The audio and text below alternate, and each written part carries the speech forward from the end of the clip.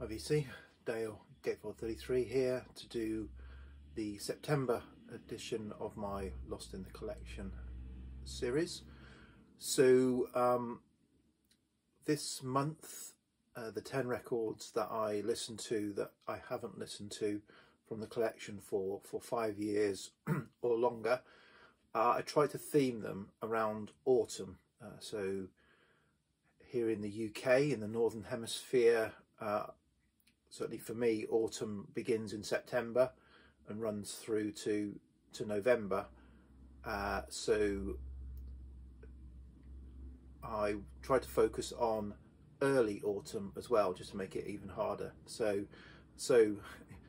therefore what I've done is I've chosen 10 records of the 500 or so records in my collection that I haven't listened to for 5 years or more that might possibly fit into an early autumn theme. And one of the aims of this is to actually, if you like, grow my autumn listening collection. So I've got lots of records, or a number of records, that I associate with autumn, and typically of sort of folky prog, that kind of thing for early, particularly for early autumn, and maybe some sort of darker prog or darker folk, or more ambient, darker stuff for later autumn going into winter. So I just wanted to kind of see if I could grow it, but you know, I've narrowed the base to it's that type of record within 500. So kind of already kind of narrowed my chances. So I've got 10 records, so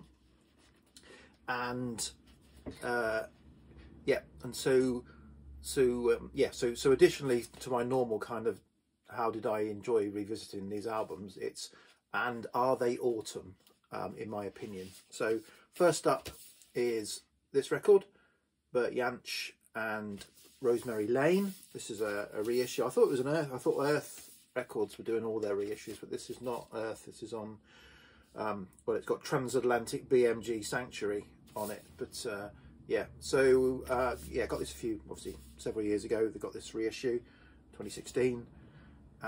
So yeah, so this is for me this kind of slight change of tone, feel from Bert Jansch's earliest albums, where they were very much acoustic, very much folk, and quite a kind of hard folk, traditional folk approach. Where there's a little bit more delicate in this, still acoustic typically, but a bit more of a delicate sound, a bit more kind of romantic and laid back.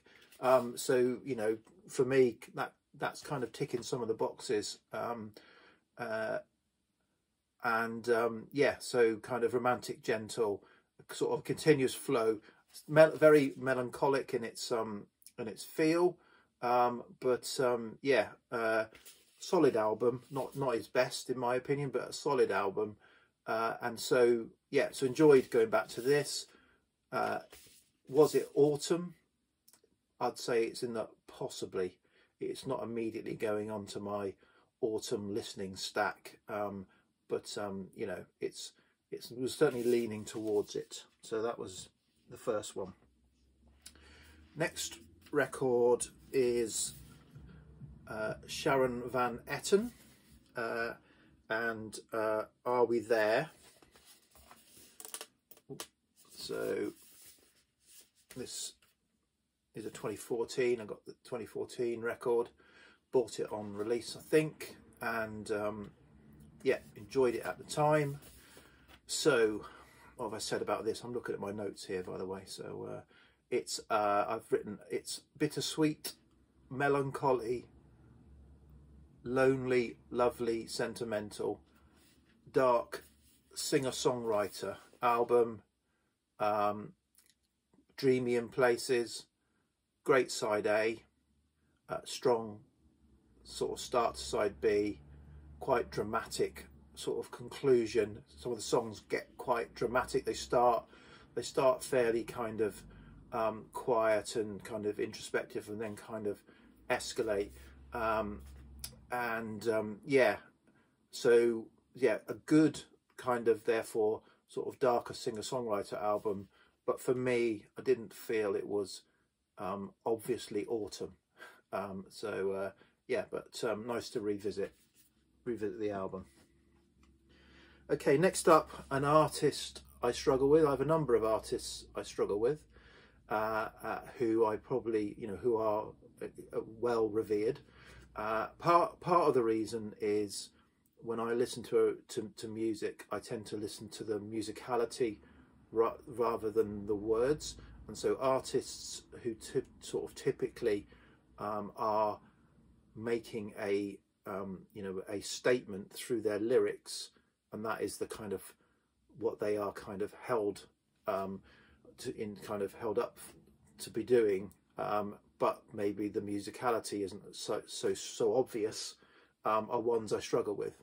And one of these is Joni Mitchell. So certainly her earlier albums, where she does have a kind of very high pitched vocal, for me, who's listening for the musicality, that can grate on my ears, because I'm not necessarily listening to what she's saying. I'm listening to kind of how it sounds. So yeah, so I've got a number of Joni Mitchell albums, and I blow hot and cold on them. So, and this one was no different. I felt it had a better autumn feel for me, and the first side is fantastic. I do think on this, Big Yellow Taxi doesn't fit into this album.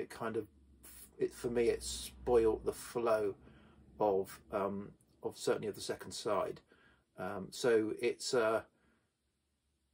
it was good to go back to this, because I think I enjoyed it more than I remembered enjoying it. It's certainly been an album that's kind of been teetering on getting purged, along with a number of Joni Mitchell albums, but I always feel like, no, I should keep them. I should keep them. You should have Joni Mitchell in your collection. But yeah, but I don't think it's an obvious. It's a possible autumn album, but enjoyable to go back. So next up, we've got Bill Fay. So Bill Fay,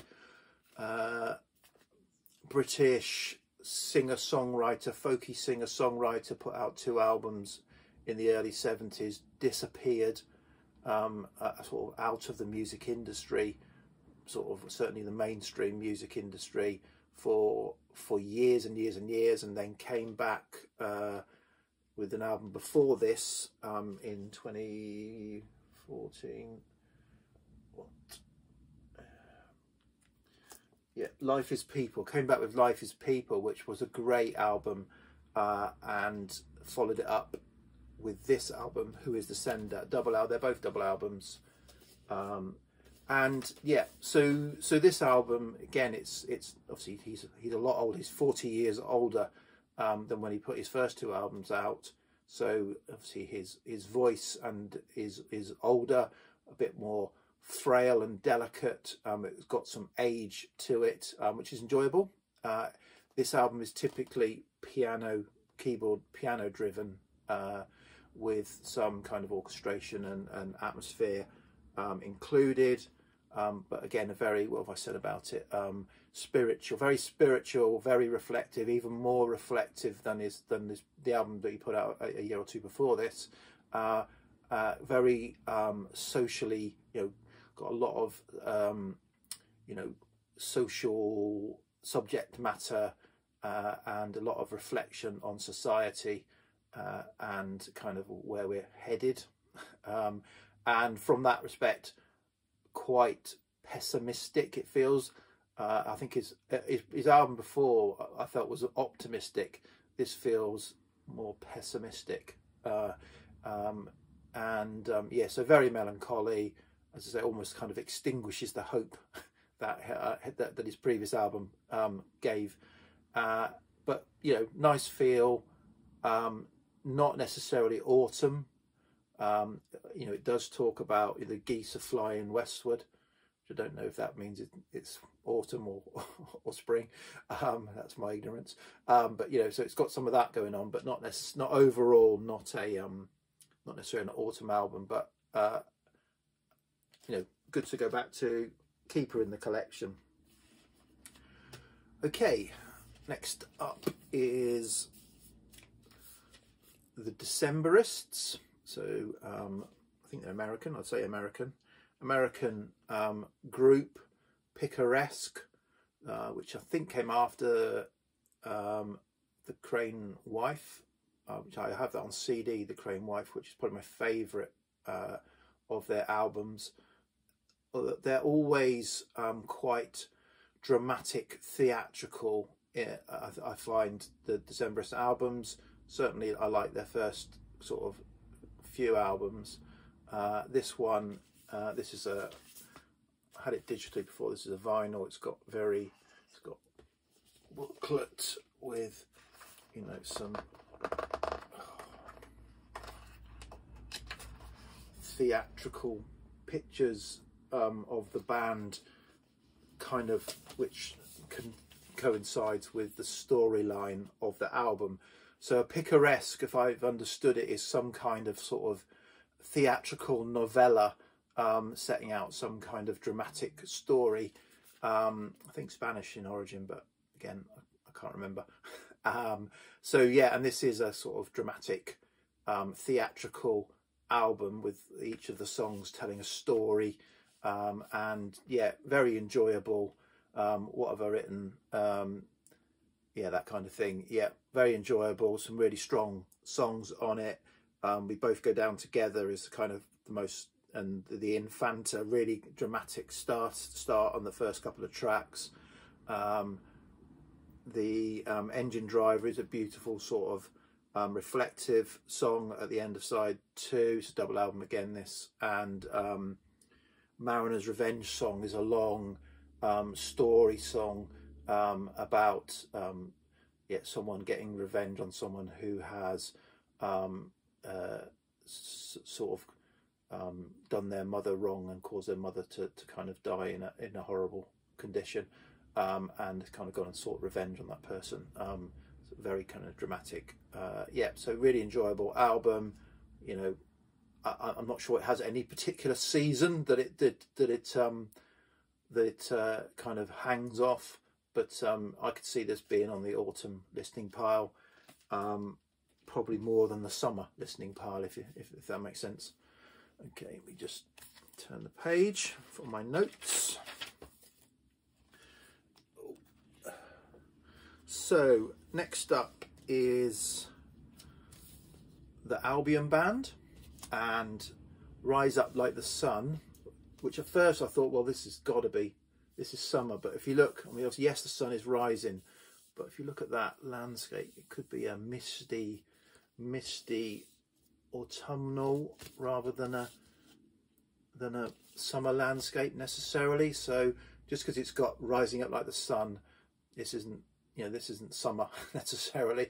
And this is English folk rock, super group, the Albion Band, lots of people on it and lots of other guests. So it's got the kind of, you know, English folk rock royalty on it, the likes of Ashley Hutchins, Dave Mattock, Simon Nicol, John Tams, and then plus some guest sort of backing vocals from Kate McGarrigle, Julie Covington, Linda Thompson, Richard Thompson, Martin Carthy, Andy Fairweather-Lowe. So pretty much everybody you can think of is involved with this Albion band, which I think Ashley Hutchins put together. The interesting thing on me is I was convinced, because I knew that Richard Thompson was involved, the guitar on this sounds extremely Richard Thompson, and I just assumed therefore it was Richard Thompson on electric guitar on this. But actually it's Graham Taylor, who I wasn't familiar with and wasn't that prolific. But yeah, his tuning and his style on the electric guitar sound to me very much like Richard Thompson, which I regard his sound as being unique. So yeah, so good job I checked, because otherwise I would have just said to you here, oh yeah, Richard Thompson doing all the electric guitar, and it isn't. From what I can see, he didn't do any of the electric guitar unless it was uncredited. So yeah, but yeah, this is a UK textured harvest. So I had this digitally on, and this, when I got back into vinyl sort of 10 or so years ago, this was one of the first records I sought out to get on vinyl. I just really enjoy it, and so why haven't you played it for 5 years then, Dale? I don't know. Yeah, so yeah, really enjoyed it. It's a nice copy, textured sleeve. So yeah, so it's beautiful. It's got a lot of mixed of sort of songs, some very kind of folky, sort of hey nonny nonny type songs, some kind of more beautiful sort of ballady type songs, some traditional arrangements, some new songs, and yeah, overall, and even sort of some synth thrown in, as well as kind of traditional folk type instrumentation. But yeah, really enjoyable, and yeah, quite autumnal. So this is a highly probable autumn listen. But yeah, so really enjoyed going back to this, and I have listened to it digitally, in the intervening years, but actually playing it on vinyl and sitting down and listening to it in full on vinyl, really did enjoy. This is a record to be listened to on vinyl in a single sitting, I think. Okay, next up, Leonard Cohen, and a Songs from a Room, one of his earlier albums.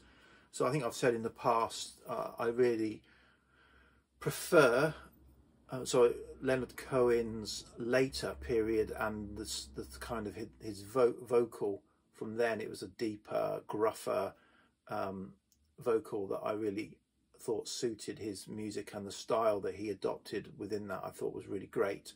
And I've kind of been less sort of enamoured with his earlier, slightly more nasally singing, where again, a bit like the kind of Joni situation, it's about what he's saying, not how he's saying it. And that's kind of, for me, as who listens to the music, has been a bit troubling.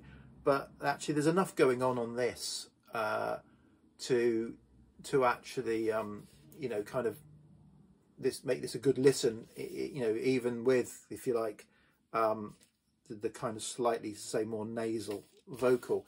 And actually the first side on this is fantastic. Second side was more okay, and a little bit too much perhaps of the jaw harp or Jew's harp on it. It's kind of all over it, and I think the twangy for me was maybe just a little bit heavy, but yeah, enjoyable listen. Not obviously an autumn album, but enjoyable to go back to. Okay, next up is this, Bright Phoebus, songs by Lal and Mike Waterson. So this is a kind of lost classic, very hard to find original copies of this. Is it 1970, something like that, 1972 album. And this copy I've got, so this has got a rather kind of interesting, I bought this when it came out. It was reissued by Domino, which is quite, although I'm kind of an indie label, it's quite a big indie label and quite a very reputable indie label. Issued this in two versions, a standard version, this is single disc, and a double disc deluxe version. And I bought it kind of around release. I knew it was being reissued. Bought it around release because it's quite a revered sort of lost folk classic. And then there must have been some issue with licensing. And it's actually, if you now look on Discogs, this is kind of regarded as unofficial and can't be traded on Discogs, even though it was issued by Domino Records. And I think they got sued and had to kind of withdraw it by the kind of whoever did own the copyright or for it. So yeah, so I was kind of lucky to get it at the time, but now it's kind of it's an unofficial sort of listing on my Discogs catalogue. It's a great kind of, the Watersons, so Lal and Mike Waterson. It's it's a good mix. I think they also alternate male and female, and then kind of do duets or harmony vocals. Very much that early 70s folk more folk than folk rock sound, but enough going on. It's sort of as very varied in its kind of feel, sometimes a bit music hall, I would say, very light-hearted, sometimes a bit dark and somber. It has a sun on the cover, but again, that doesn't mean it's sunny, but also it doesn't mean it's autumn either. So enjoyable listen, but doesn't kind of anchor itself to the autumn.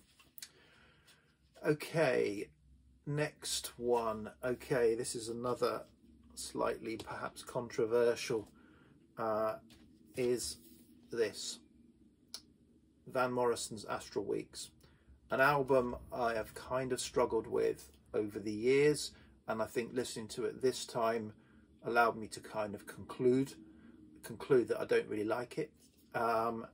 So I absolutely adore Moondance that comes after this. I think that is a beautiful album, or every track for me is fantastic on that album.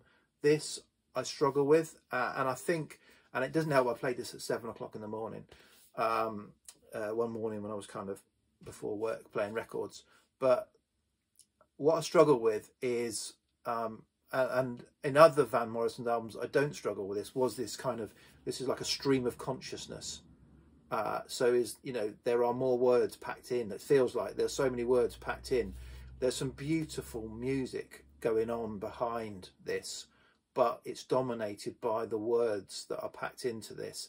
And the problem for me is the vocal style is almost like Van Morrison is continuing his them style vocals with that garage beat, garage rock style over a kind of delicate jazz folk soul music. And you know, maybe say because I was listening to it at 7 o'clock in the morning, I couldn't cope with it. I felt it was just didn't quite gel perfectly.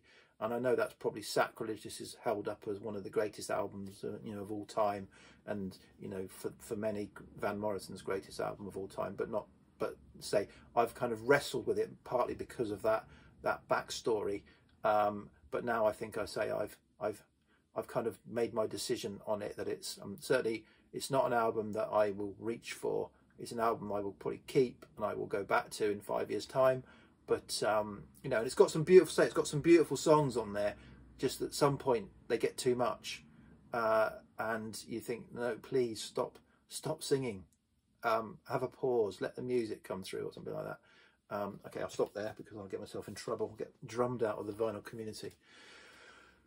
Okay, finally, so I played this immediately after, and this was like a warm balm was applied to me. So this is Magna Carta, Lord of the Ages. This is the kind of antithesis of what I've just described. This is so mellow, it's not true. Too mellow, really, if I'm honest. So this is sort of folk prog of the gentlest with the gentlest of vocals. Didn't pay any attention particularly to the words on this. I don't think it's a super strong album. What I did pay attention to felt a little bit perhaps lightweight.